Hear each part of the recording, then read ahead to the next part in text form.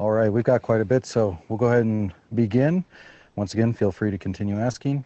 The first question we have for Brandon is from Ray, and he just asked if you could share the info from your wife's thesis.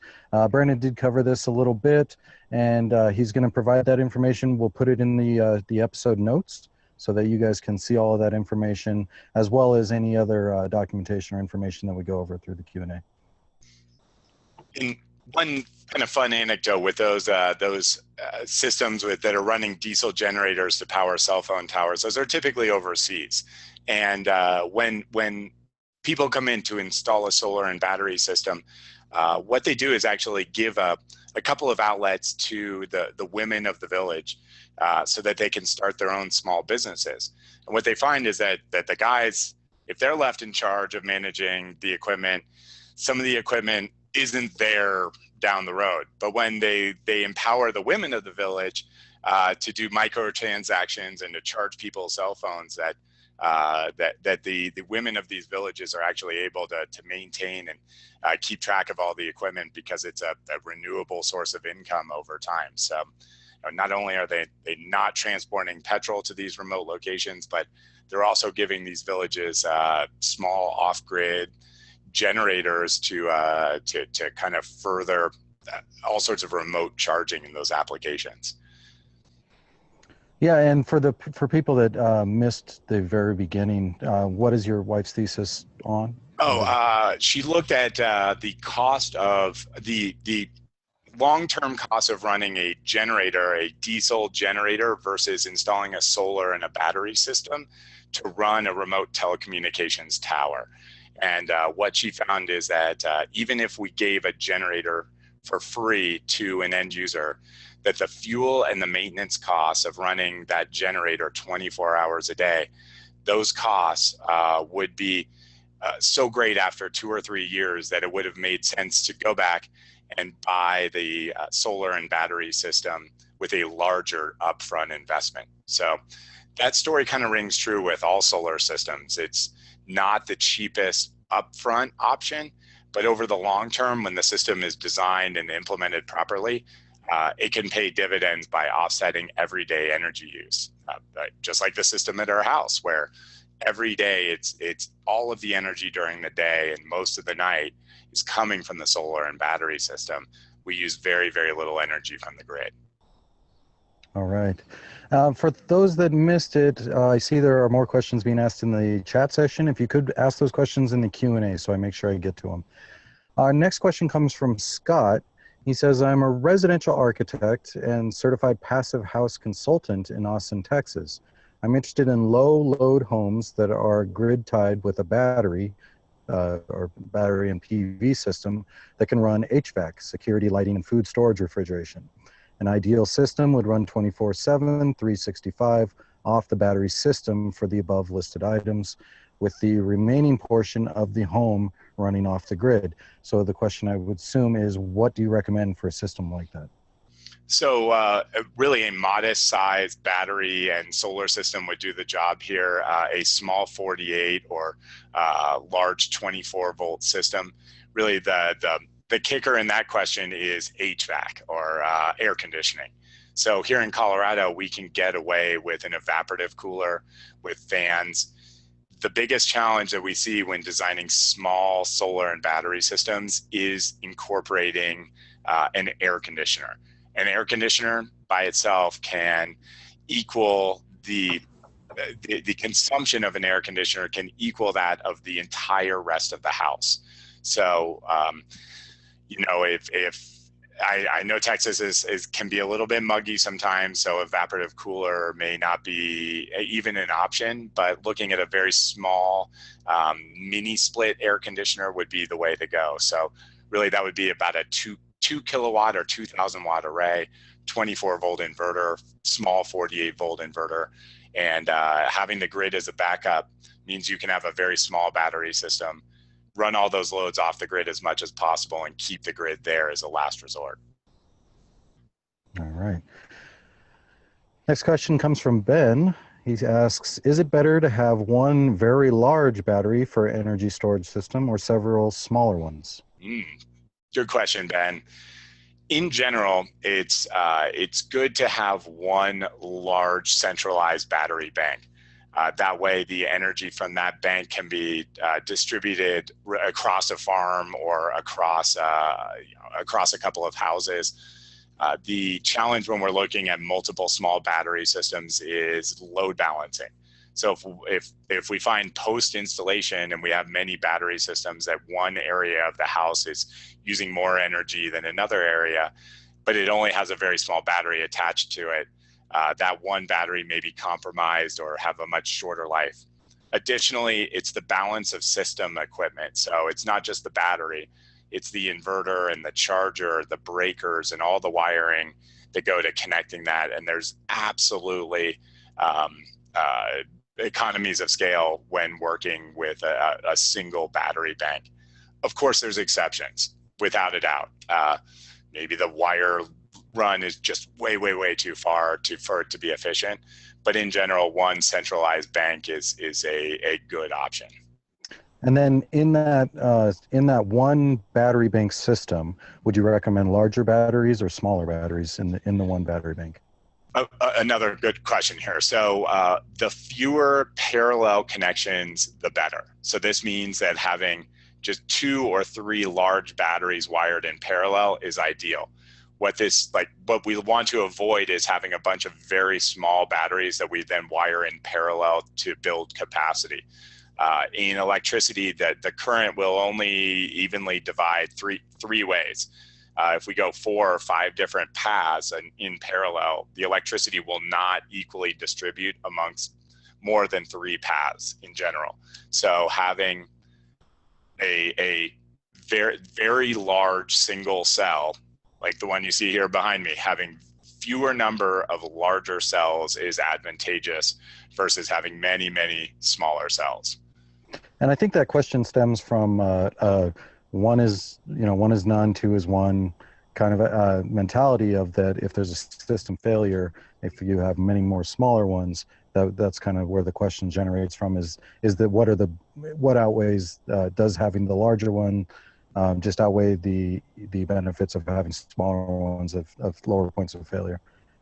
Yeah, so good. Yeah, so having multiple banks or having some sort of redundancy is definitely like a good idea.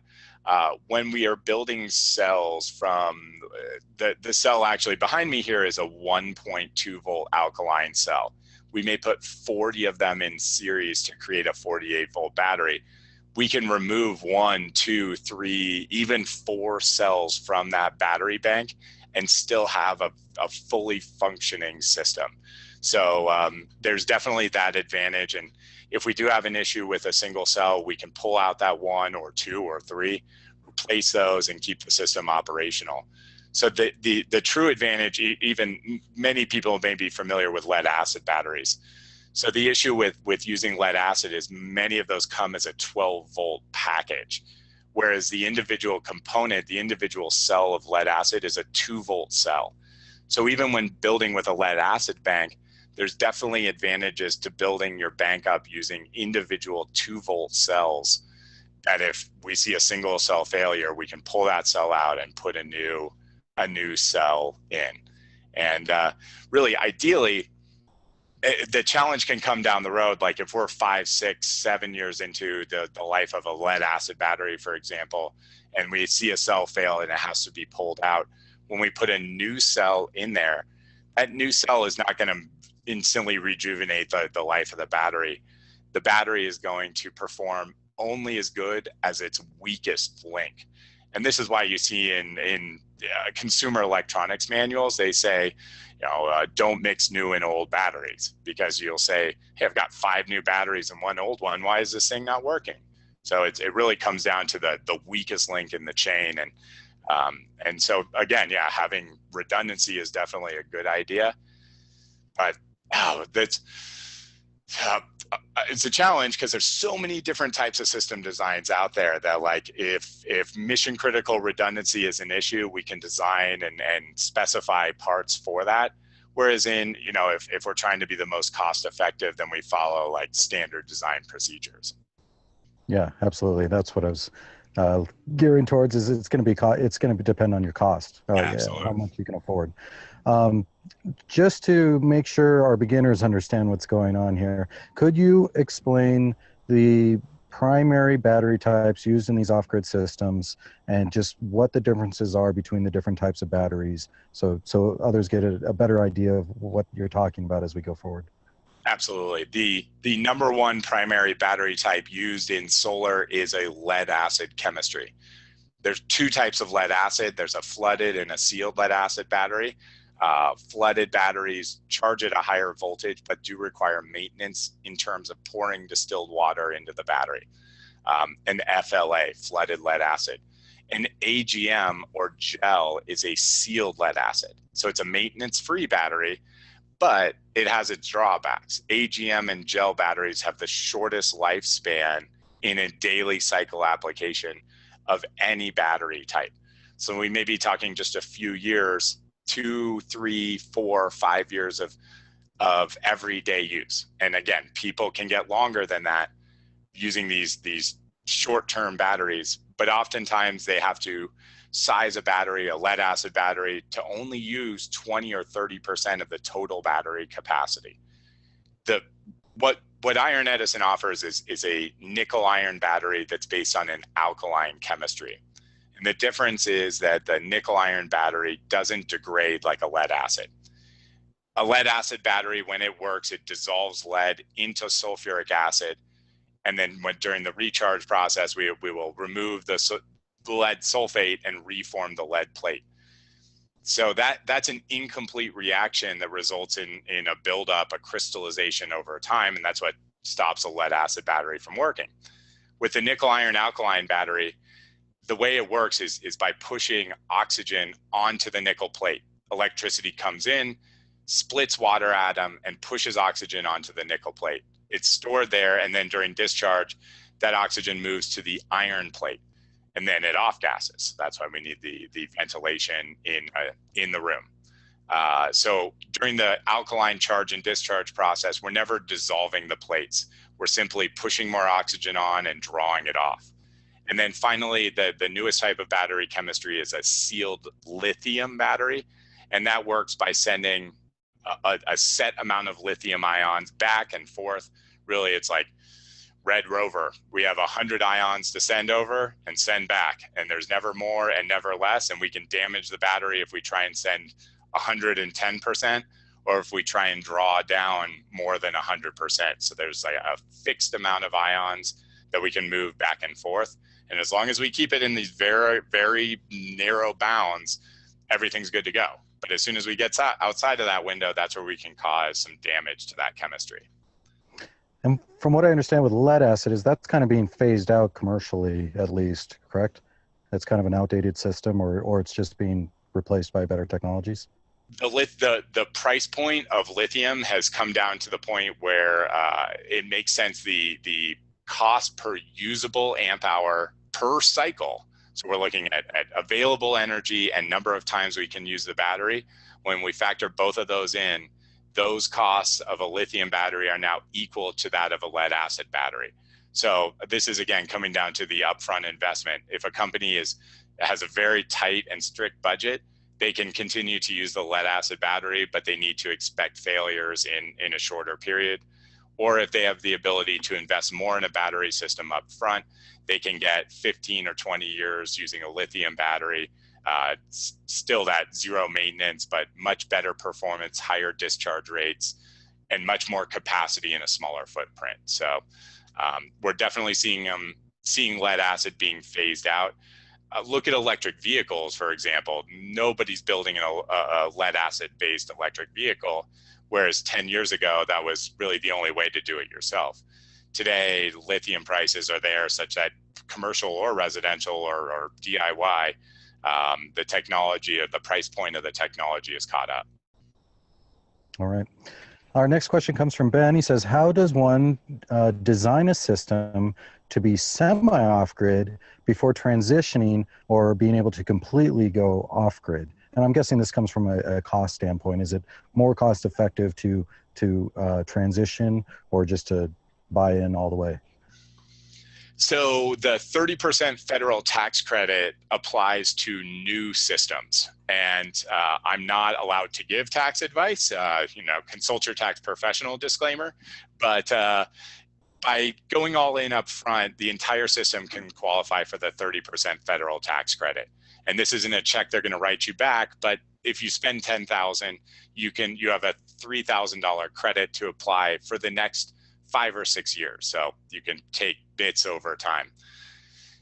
We definitely design systems to be modular and expandable to meet current budget needs and to meet future expansion. So it's always good to keep in mind that we may need additional wall space for more chargers and more inverters as you grow the system over time.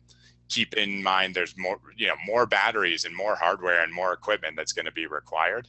And this is a really good idea, actually, to start with a modular system, learn how it works, learn the limitations, learn how much power it can generate, and then make a large investment in potentially a secondary system or expanding on that initial system. So, this definitely makes sense. And there is another note here, going off grid in the city.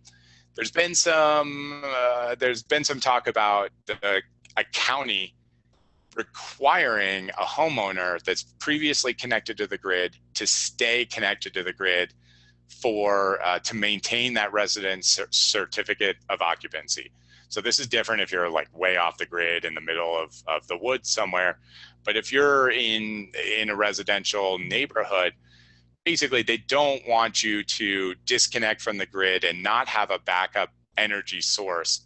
Sometimes a generator isn't considered a stable backup source. Really, this is the government looking out, like a seatbelt law, saying that this is in your best interest to not go all the way off the grid. I can run my house all the way off the grid. I feel comfortable, confident, and safe doing so. But if we did have a long-term grid outage and there was snow on my panels for multiple days, I've got young children at home, and what do we do with the heat?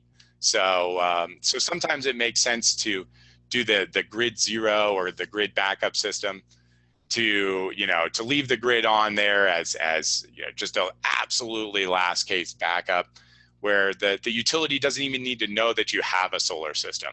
We always recommend permitting and working with an electrician. Do it right, do it safe, but you don't necessarily have to tell the utility if you're not selling energy back to the grid. So I really like this design. It's really kind of flies under the radar. Nobody's really they're not going to come and install a net meter on. I certainly wouldn't call the utility if I went out and bought a new Energy Star refrigerator. They would say, thank you very much, have a great day. So this is these large scale battery systems, grid backup. It's really just a very large efficiency appliance. So if you look at it like that, the utility really has no right to tell me what I'm doing inside the meter.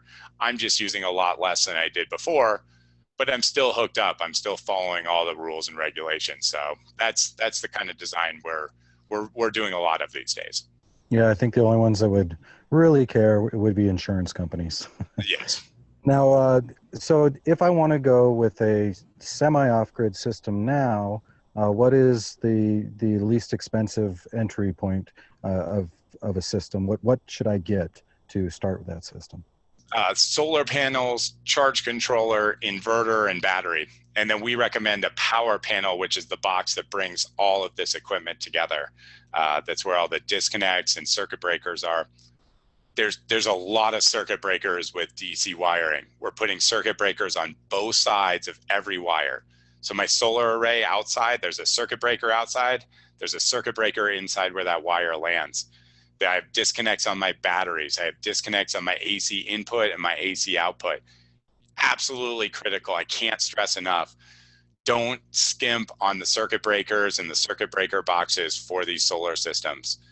The price point it can be with a small battery, with a 1,000-watt solar array, can be as little as $3,000 or $4,000 that could run a garage in one other room. It's a good emergency backup system, and you could definitely go smaller. Like I could find a very small or even You know, there's kits that are sold at a lot of like the shows that are, they're really like basically a car battery and an inverter in a box and one solar panel. We're the next step up. So what we're looking at is trailers are okay, but most of our installations are permanently mounted. We're not like moving these systems around. Frankly, I would say, you know, 3 of these 250 watt solar panels would be a minimum to like run your loads and charge your battery. You know, we have 3, 4, 5 hours of sun per day. I know the sun shines longer, but it's really when it's like right up between my fingers. This is like 10 to 2 is when your solar array is doing its work. And in that time, we have 3, 4 hours to charge up the battery and do enough work to power your loads for the entire rest of the day. Maybe yesterday we used all the battery, so we need to charge from yesterday, charge from today, and keep all the lights on while the sun is shining. So the more solar, the better. That's my, you know, blanket recommendation. Small battery, decent inverter, get as much solar as you can because it's cheap, inexpensive, and that's where your power is coming from. Once the battery gets drained after one night, you need something to give you that energy to get it back up and running again, and that's where the solar array is going to come in. So the bang for your buck is in the big solar array now. All right. Next question is from an anonymous viewer.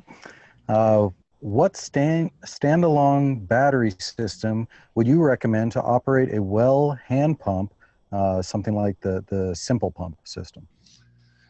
I'm not exactly familiar with the simple pump, but there's actually the most simple type of solar system we have out there is called DC direct. It will run a pump down a well when it will take solar power and directly power that pump, a submersible pump down in a well. When the sun is shining, we're pumping water, we're filling a trough, or we're filling I have like a 300-gallon cube at my house that I can fill with water. So you pump during the day, and when the sun goes down at night, use the water that's in the container. So really, like, we're talking about a very small 12-volt system, potentially 1 or 2 solar panels. It really just depends on the voltage of your pump and the depth of the well, as well as the size of the tube going down into the well.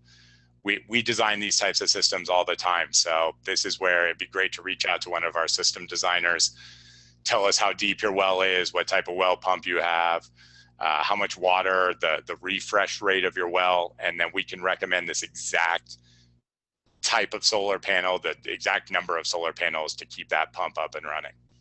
All right, excellent. Nick asks, are you using an in-house BMS or a commercially available BMS? And if the latter one, which one are you using?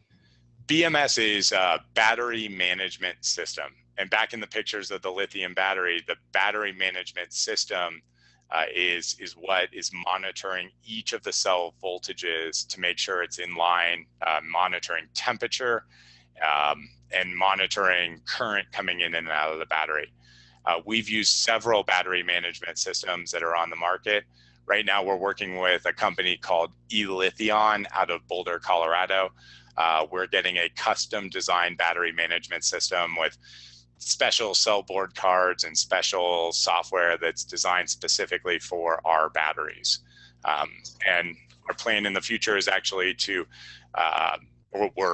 that's in the works right now. We're developing our own software application that's going to go on top of it's really in an industrial control system.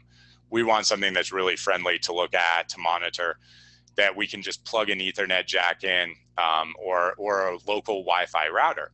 So if you're out on the farm and there is no Ethernet, there is no internet, you could still pull up your tablet or your computer or your iPhone and locally monitor battery and solar system performance. This is also, again, good if you don't want to share any data on the cloud. That's fine. Now we can just switch your Wi-Fi network to battery Wi-Fi, and now you're just looking at only what's happening right there on your system. We also want the ability so that we can, with the user's permission, log into their battery, download performance data, make firmware updates and tweaks, and be able to like get all this up online, because there is a lot of people really like the ability to pull out the tablet, laptop, and see how their remote house is performing when you're back in the city. Yeah, absolutely. Okay, next question is from Nick. Nick would like to know, what are your thoughts on the potential of LiAir and LiS batteries for this application? Okay, so lithium air or lithium sulfur these are two developing technologies. We currently see batteries like zinc air batteries that are used for hearing aids. So it's a very simple chemistry.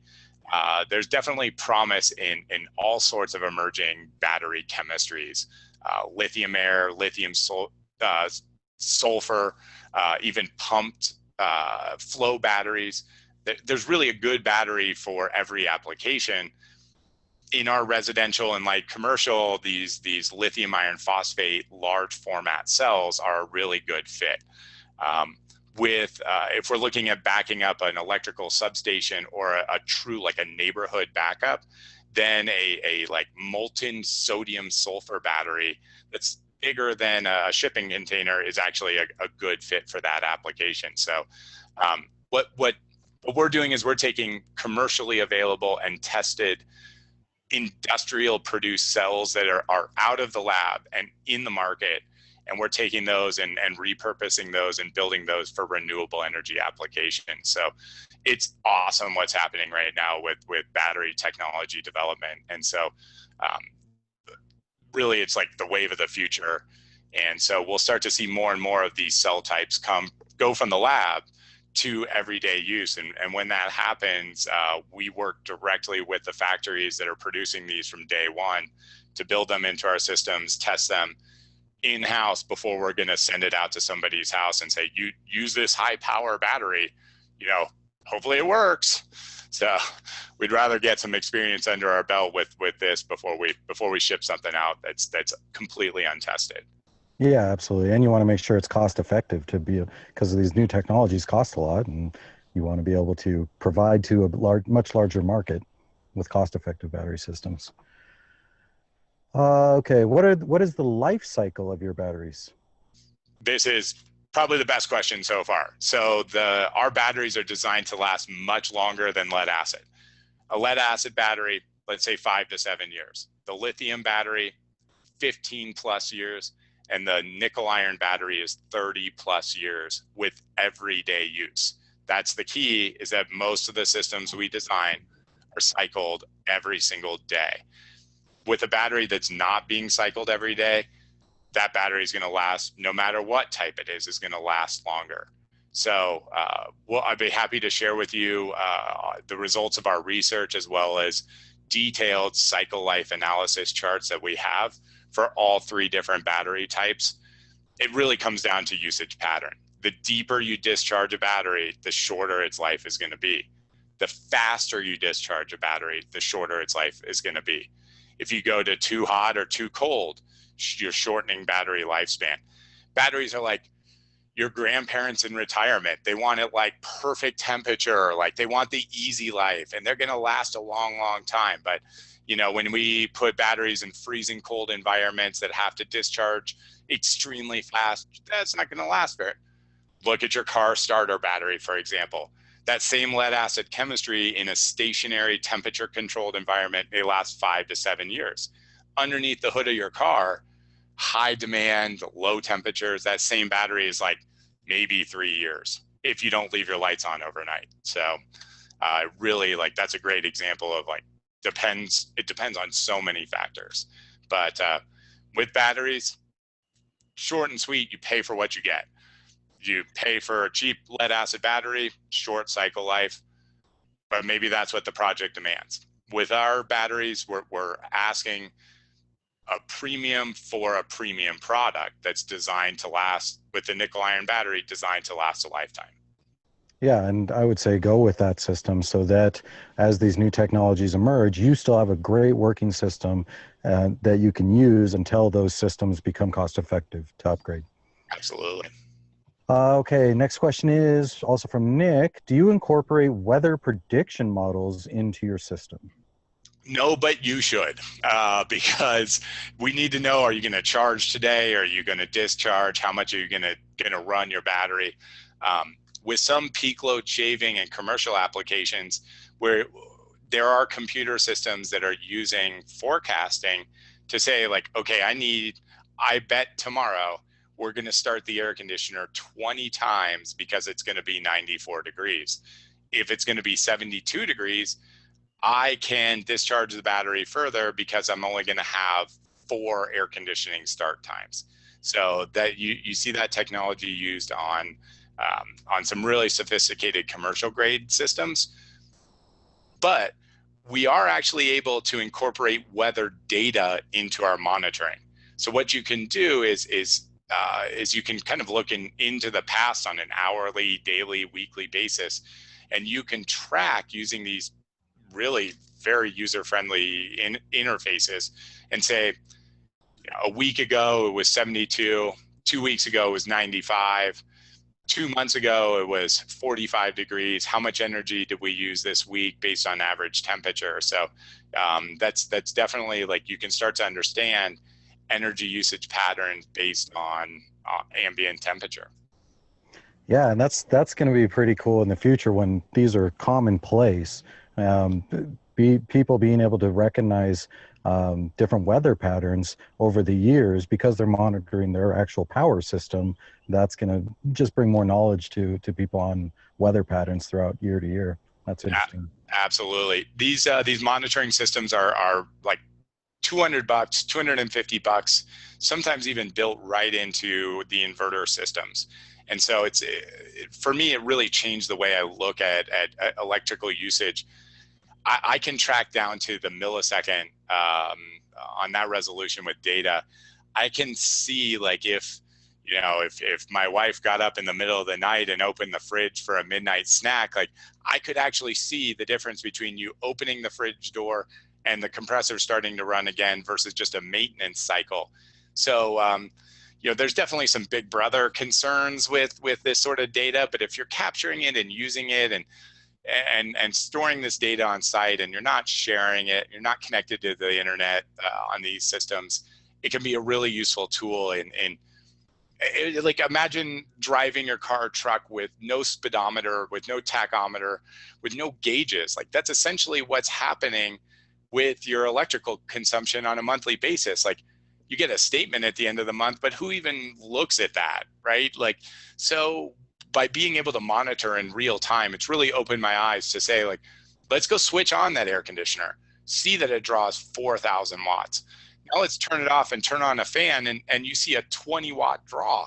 It's crazy how just 1 day's worth of monitoring can completely change your perspective on energy usage and efficiency.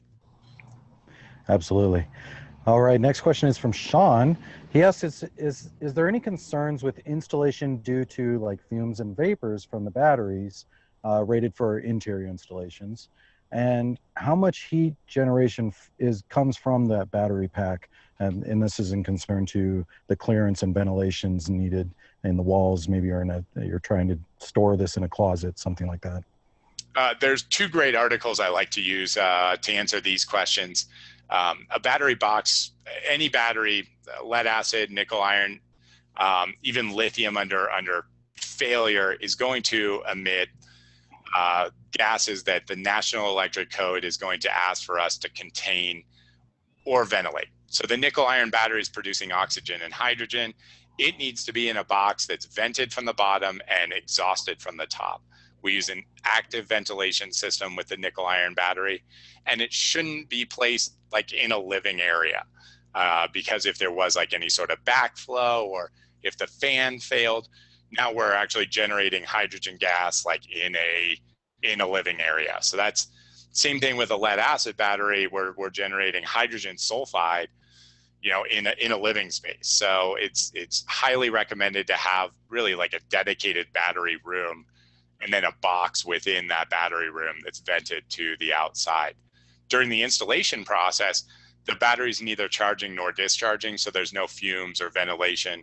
Our nickel iron batteries come pre-mixed with the alkaline electrolytes, so nobody has to like come in contact with corrosive substances, and the lithium batteries are sealed. So during the installation process, there's no hands-on chemical mixing.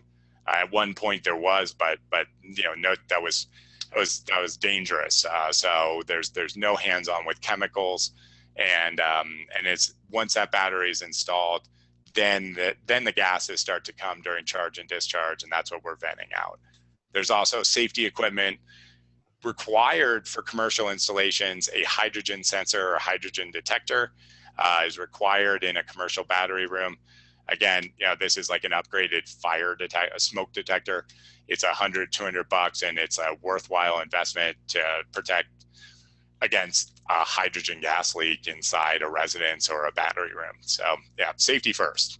Absolutely. I'll post those articles along with the list of information on battery box design. All right, perfect. Next question is from Carolyn.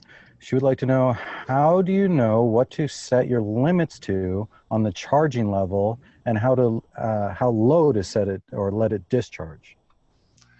It really depends on what type of life you're expecting out of the battery. And so this is what our team does every day. We're designing systems, understanding how much electrical load is required. And then when we deliver a system, we help go through and set these programming points into all of the equipment. So if we're talking about any third party delivering a battery, the battery manufacturer would say at X voltage, 12.2 volts, you're at 50%. At 12.0 volts, you're below 50%. So then you correlate your depth of discharge to expected cycle life. So it's really a matter of this is where working with a professional is really important to make sure you're not overcharging a sealed battery or over discharging and ruining your investment. All right, and the next question, I'm wondering, maybe this is some more documentation you could provide on these systems, but Larry asks, do you have a cost per watt of a typical off-grid system in the 4 to 6 kilowatt range with your batteries? So our cost for our battery is about 2 times the price of a lead acid system or lead acid battery. So if we're looking at $10,000 of components and maybe $8,000 of batteries or $5,000 of batteries, we may be looking at like a $15,000 lead acid system and a $20,000 to $22,000 nickel iron or lithium iron system. Really, the cost is going to depend on your installation, like where the panel's mounted. There's working with the electrician, how easy it is to put the system in your house. When we're looking at total cost, there's definitely a premium for the batteries, and there's so many variables that go into answering this question. It's tough to just say like X and Y. It does cost more to use a better battery. It really depends on the type of lead acid or the size of the nickel iron and the amount of energy we need to get out of it. So what we like to do is look at total system cost over time. Inverters, charge controllers, solar panels are expected to last for 20 to 30 years. So if we put in a lead acid battery up front, we may be saving a few $1,000s, but the replacement cost of all of those batteries over time will be greater than the cost of a nickel iron battery when you look at the 20-year life of the system. So let's say we're using one of your a preferred system, like you recommend your best system for an off-grid my house. What kind of cost am I looking at in the 4 to 6 kilowatt system range? So our most popular system is it's a 2 to 3,000 watt system that's around 10 to 15,000. Once we get into the 4 to 6 kilowatt system, we're looking at $20,000 to $30,000 for the system cost. That's without installation. That's just for the equipment. That's right. And then the installation, the labor, the installation, the wiring, all of that is included in the tax credit. So this is another reason why it makes sense to do it all at one time, is every part of the system is included in that 30%. All right. Next question is from David. David asks, in your experience, which type of system ends up costing the least to use and maintain in the long run? A system that actually doesn't have any batteries is going to be the cheapest to use in the long run, because there's nothing to maintain, there's nothing to replace, and there's no moving parts. So if the goal is simply to feed energy back to the grid and decrease your electricity bill, a batteryless or grid direct system is the cheapest. Over time, the nickel iron battery wins. It wins every time because it's bulletproof. You can't damage it. You can't freeze it. You can't overcharge it. You can't over discharge it. There's no accidental replacements. Every lead acid battery user will have an issue, will have to replace cells, and will do so prematurely. So through the course of a lead acid system, there's so many replacements with the expected 20-year life of the system that the nickel iron battery wins. Lithium is attractive because it is a maintenance-free option, but it does have a slightly shorter cycle life. So there's really kind of a balance here. If it's okay to water the battery and put distilled water into the nickel iron battery, lowest total cost of ownership, assuming that you're okay to do a little bit of hands-on work. If not, then the lithium is exactly at the same price point as a lead acid. It's going to perform better, it's going to last longer, and it's going to take up a smaller footprint. Yeah, I wish we had these new battery systems while I was in the military, because they were using the flooded systems. And every time we did preventive maintenance and check systems, or we go out, we'd have to fill these things. And the taxpayers paid for it, so I didn't have to worry about replacing those batteries, but we replaced them often. So I'm glad to see there's new technology available. Especially in high temperature or low temperature applications.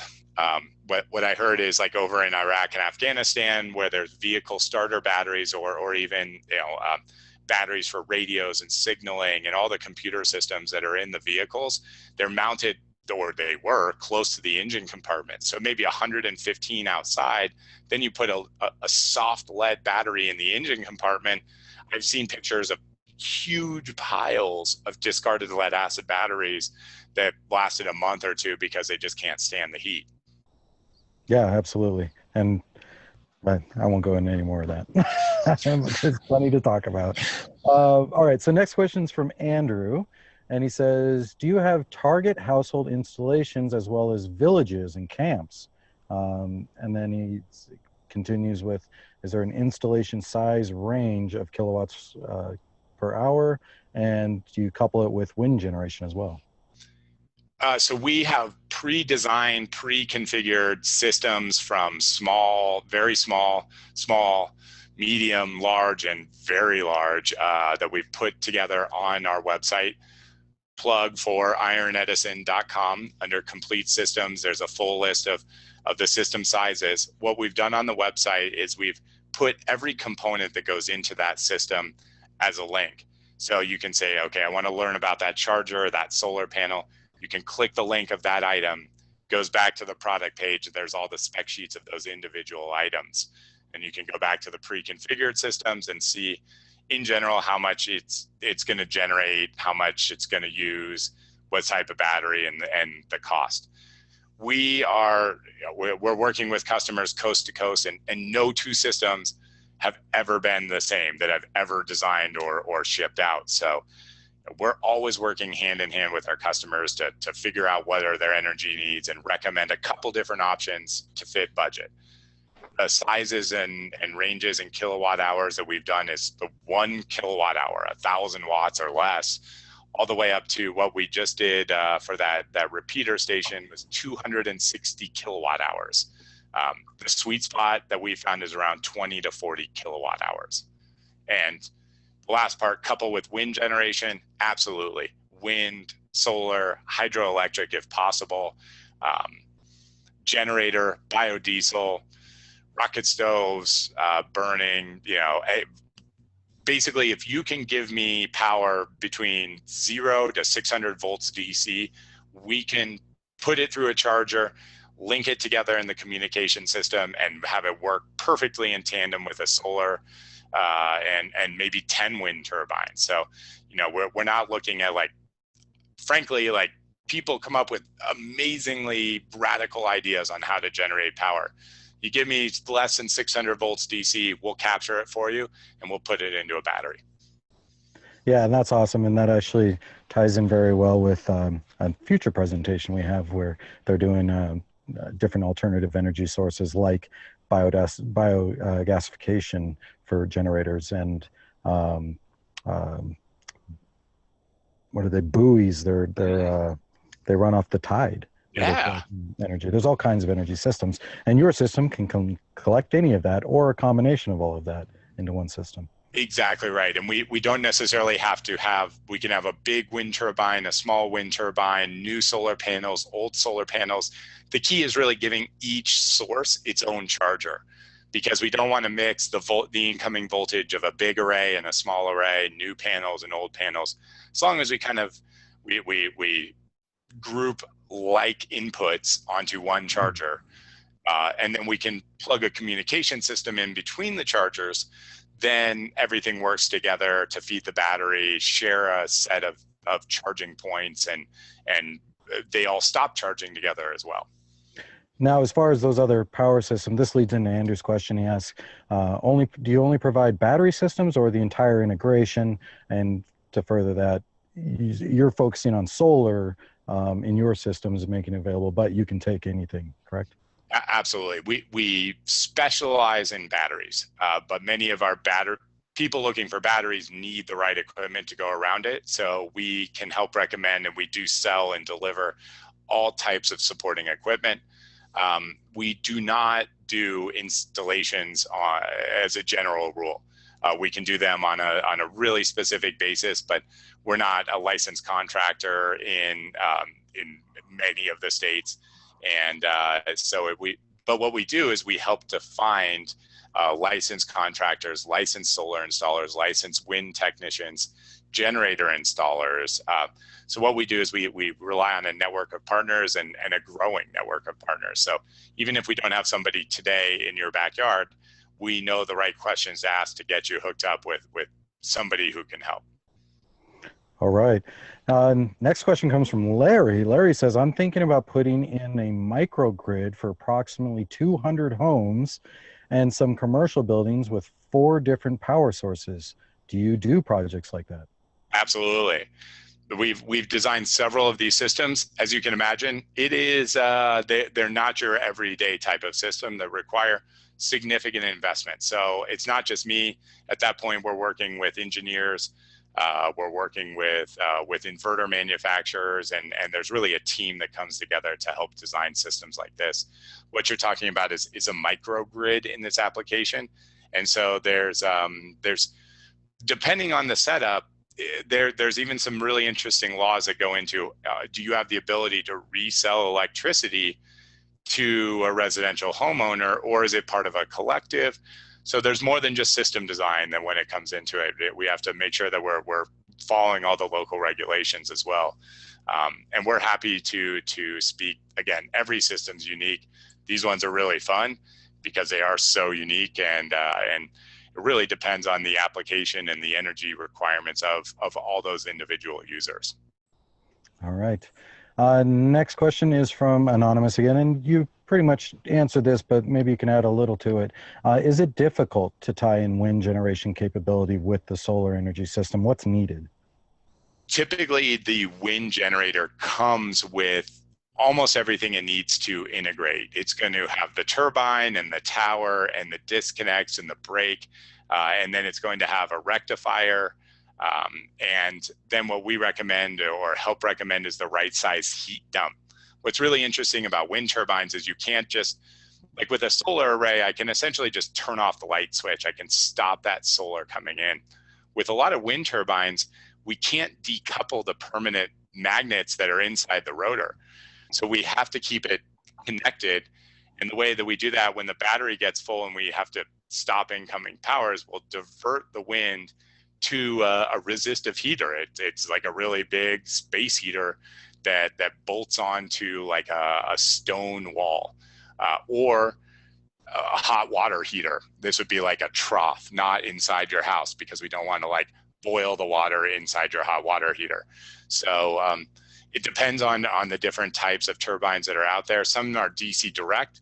They get you DC out of that rectifier, or they'll do 3-phase from the wind turbine, and they'll give you 12, 24, 48, or up to 100 volts DC coming out of a rectifier that will run into its own charger. So it really depends on the size of the wind turbine and whether it's AC or DC connected. And there's only so many wind turbines out there that we're pretty well versed in incorporating number and type into these systems.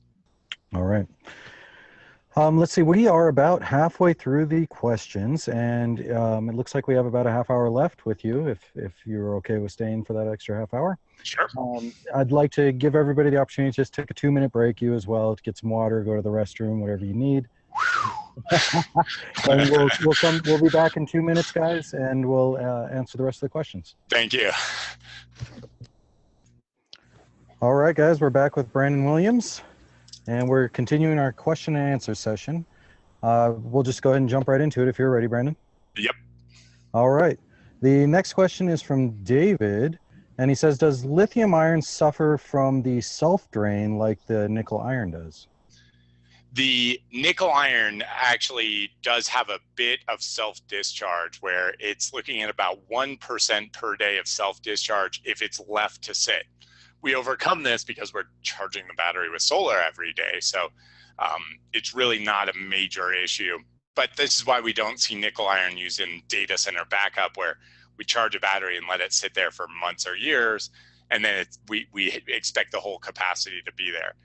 Lithium and lithium iron batteries are exactly like lead acid in that there's no self-discharge, no self-drain.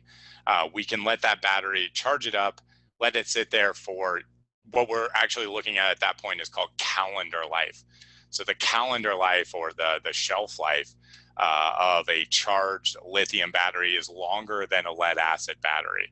And this is getting into a really specific, like we have some scientific equipment projects that are out there where they're connected to the grid, but if the grid goes down, like they have to have energy to maintain the integrity of the data. So the lithium's a really good fit there because we can keep it charged up. We don't have to draw it, and it will always maintain its capacity like a sealed lead acid. All right, excellent.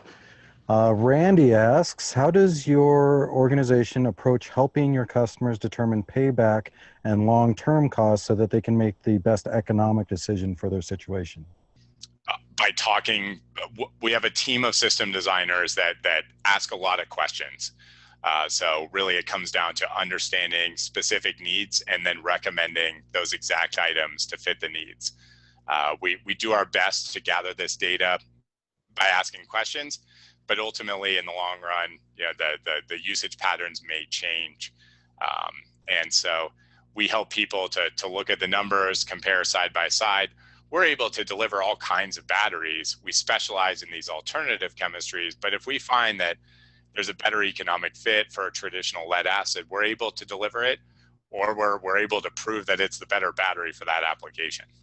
Excellent, excellent. Richard asks, also, what is the largest nickel iron installation you've implemented in kilowatts per hour? The largest nickel iron battery that we've done is a 2,000 amp hour 48 volt. So that's 100 kilowatt hours of energy storage. And the biggest lithium battery was 260 kilowatt hours. So we actually sell, when we bring in a shipping container, I'm receiving a shipping container of nickel iron batteries every 60 to 90 days. In that single shipping container, we have almost a megawatt hour of energy storage per container. So, these projects aren't huge. We're not looking at backing up houses. It doesn't make economic sense a lot of times to do more than a 1 to 2 day battery when the battery is being used every day. And it comes back to how big the solar array needs to be to charge the battery up in a very short period of time. For example, if we had a battery that backed your house up for 5 days, what ideally as a designer I'd want to do is have a solar array that in 1 day is able to bring that battery back from empty up to full. And that's like the winter blizzard scenario where we have a break in the weather, we've used the battery, and now we've got to get it back full again. Because if we leave a lead acid battery or similar in a discharged state, you're going to damage that battery. So in our experience, it makes more sense to have a 1 to 2 day battery, a solar array that can bring that battery back up in 1 to 2 days, and then a generator as a backup that only comes on for a couple hours, only when needed, runs efficiently to charge the battery, keep the lights on, and it turns off after a couple of hours. It's a better cost per watt than having a 10-day battery for sure. All right, excellent. Let's see here. Next question's from Ray, and he asks, what do you think about the tech Tesla is using in their Powerwall product? From what he understands, they're using a lot of small Li-ion batteries. Yep, the lithium ion is really the family of lithium, and specifically they're using a lithium cobalt or lithium manganese blend with that less safety characteristics when it comes to like imbalance in the cells. They're using really sophisticated manufacturing, testing, and balancing to catalog millions of those tiny little cells. They look like AA batteries, basically. The Powerwall is a big pack of lithium AA batteries at its core. So if you have a catalog of 10 million cells, and you can say these 50 or these 100 go together exactly the same, then you're going to avoid some of the issues in the long term of the cell imbalance. I come from a renewable energy background. We were talking about this before, where it makes sense to use the big guys. We use large format prismatic cells, fewer large cells wired in one series string. The issue with the Powerwall that it comes down to, and they've had to go high voltage. They've had to design their battery up to 600 volts DC so that they can put all of these little batteries in a series string. They may have only 20 amp hours at 600 volts, whereas your typical renewable energy system is 48 volts at a couple thousand amp hours. So it's a different approach. Let's say that. It's kind of remains to be seen if the cell imbalance issues develop over time. And to keep their battery running efficiently and running cool, Tesla's actually installed a liquid cooling system in the battery. If you're relying on a very essentially an aquarium pump to like circulate liquid in that battery pack, and that liquid pump cools, like there's definitely going to be some issues. Whereas with these larger format cells, there's we put a fan in a big box and we're accomplishing the same goal as they require a liquid cooling system for. So it's exciting technology. They've raised the bar, but they're using untested system design configurations. Maybe they're pioneering, maybe they're going to run into some unforeseen challenges. We're using a tried and true design that's been out there for 30 plus years in the single series string low voltage, and we're compatible with all the existing equipment. With a Powerwall, you can't take a Powerwall and put it into an existing solar system. The voltages don't match, the equipment's not compatible. So we're able to design high voltage batteries. We have several systems on the table with commercial partners right now. But for the most part, what we're doing is retrofitting these advanced batteries into existing systems at 12, 24, and 48. Yeah, and neither of us speak for Tesla, but I do. Richard made a comment that had said he believes the Powerwall has already been discontinued. But there's the backup unit has been discontinued, but the daily cycle unit has been discontinued. Just kind of a side note, the Tesla's marketing a 7 kilowatt hour daily cycle battery. The actual available capacity is 6.4 kilowatt hours. And so, their rounding techniques call into, there's a lot of marketing going on with this new technology, and the marketers aren't the system designers. They've never done this before. So I get it. There's some miscommunications going on, and I think I've got the audience. Why not? So one of the biggest marketing issues that you, the audience, will see out there is related to depth of discharge. Don't be fooled.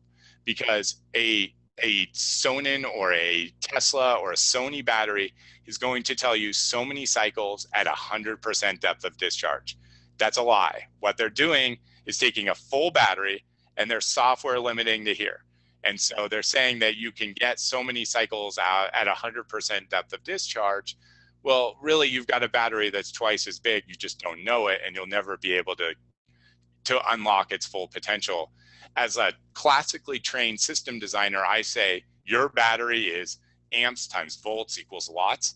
Use X percent. Like to us, it was like miles per gallon or degrees Fahrenheit. Those were just numbers that you couldn't skew. But marketing has found a way to skew depth of discharge with these new battery types. So, put your thinking caps on and stay sharp when you're out there shopping for batteries. All right, great advice. Thank you. Let's see here. Next is from Richard. He asks, what's the maximum voltage configuration of the nickel iron batteries? A lot of commercial and utility storage systems are operating at 100 to 1000 volts. Right. It's a matter of just wiring more cells in series. So 100 to 1000 volts is definitely possible. The battery itself is rated up to 600 volts. We can get components so that it's rated up to 1000 volts. What it comes down to is those balance of system components, what it's connected to, and making sure that the battery box, the enclosure, even the tools you're working on the battery with are all rated at 600 to 1000 volts. So really, it's just a matter of more cells hooked together. So definitely possible. And have you ever added an ultra-cap battery system for like they use in the big trucks to handle startup loads as a good idea, or have you looked into that at all? A capacitor is like a solid state battery that can deliver. It's what your camera flash uses to slowly drain the battery, store it, and boom, deliver a huge amount of energy very quickly. The lithium battery, the lithium iron battery, is essentially able to deliver those same level of discharge surges. The nickel iron battery would be, if surge is a requirement and there's lots of surges, then maybe the nickel iron battery isn't the best fit for that application, or we would have to oversize the battery. The challenge is when we start to incorporate multiple types of energy storage devices in parallel, that we have to charge one, charge the other, oftentimes from a single input source. So it's going to require some really sophisticated switching, charging, and if we put that on top of a nickel iron battery, we have a very simple battery with no computer, no BMS with nickel iron. If we add a super cap on top of it, now we're starting to add all sorts of sophisticated devices. Why not go to lithium at that point? All right, and another question from Richard was that do you have any experience using ideal power three-phase inverters with 600 plus volt battery arrays? We've definitely designed with the ideal three-phase inverters, and also Princeton Power is making a really nice, very high voltage battery. So it's really, again, we've got these designs on the table. It's really just a matter of time until they put their signatures on paper and we start to deliver these battery systems. Awesome. All right. The next question is from Katie. Katie says, with these batteries, is the system design much different than with the deep cell? She's a beginner novice, but this is what her father talks about and has been looking at for his system.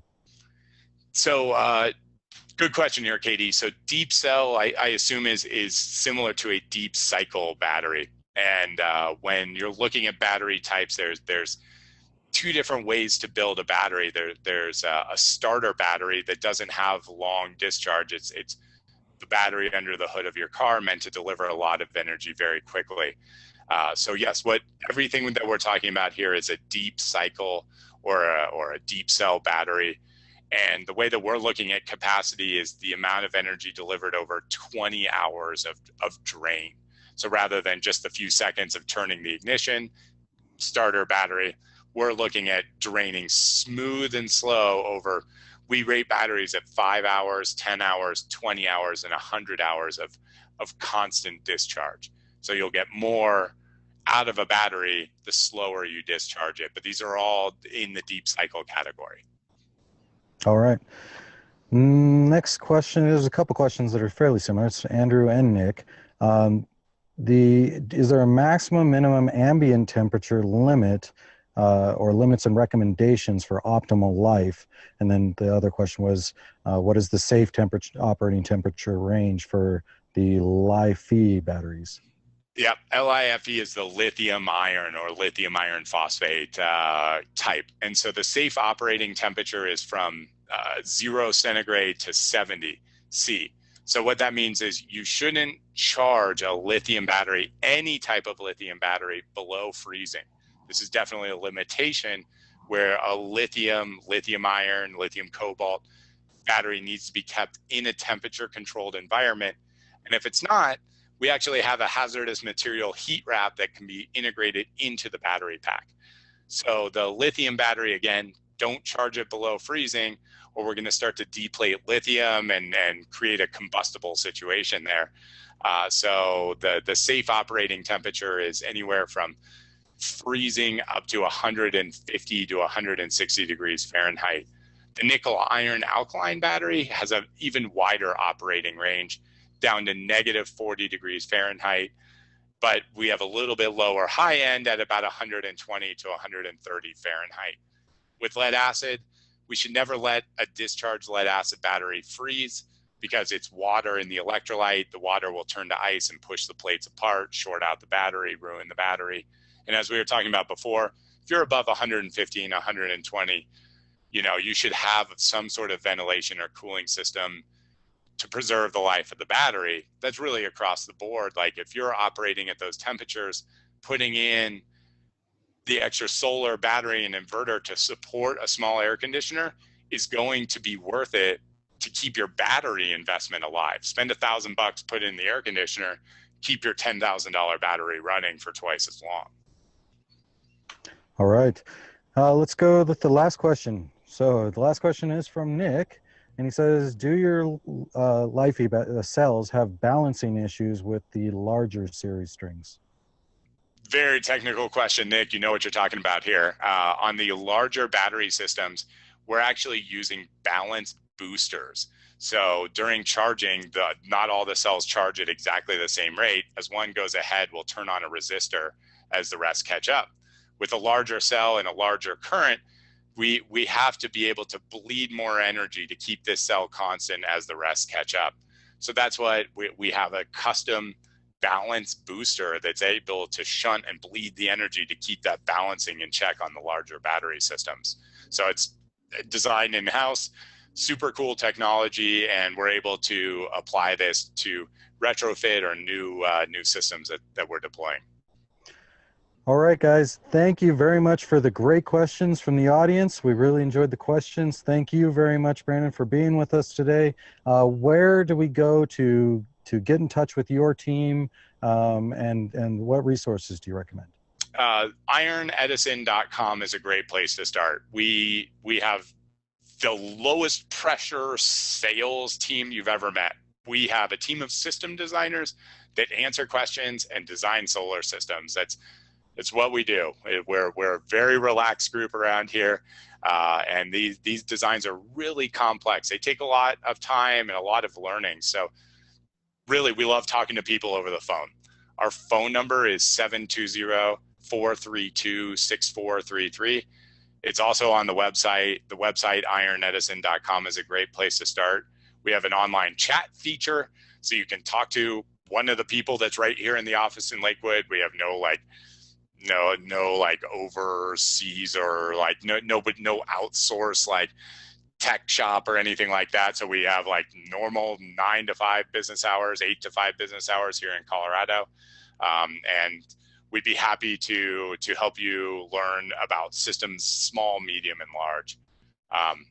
See the last one coming in here, another good question. We're dealing with some pretty expensive technology here. So we love to help people to find a way into affording it. We're definitely able to offer discounts, especially by mentioning the fact that you've watched this show. But most importantly, we just want to find the equipment that's right for you. We want to get you a great price on it and help you to make an informed decision so that you're not just randomly picking parts and wasting your money. We supply high quality equipment, good design, and a professional experience from start to close. All right. Thank you very much for being with us today, Brandon. Once again, it's ironedison.com.